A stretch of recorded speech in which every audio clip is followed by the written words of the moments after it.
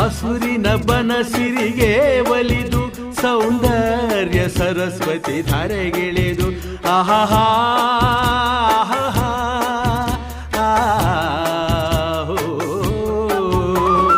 ಹರಿಯುವ ನದಿಯಲ್ಲಿ ಜಾಡಿ ಹೂವನದಲ್ಲಿ ನಲಿಯುತ್ತ ಓಲಾಡಿ ಚೆಲುವಿನ ಬಲೆಯ ಬೀಸಿದಳು ಈ ಗಂಧದ ಗುಡಿಯಲ್ಲಿ ನೆಲೆಸಿಹಳು.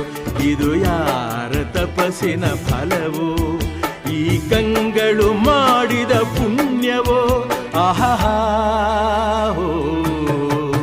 ನಾವಾಡುವ ನುಡಿಯೇ ಕನ್ನಡ ನುಡಿ, ನಾವಿರುವ ತಾಣವೇ ಗಂಧದ ಗುಡಿ. ಅಂದದ ಗುಡಿ, ಗಂಧದ ಗುಡಿ, ಚಂದದ ಗುಡಿ, ಶ್ರೀಗಂಧದ ಗುಡಿ ಆಹಾ.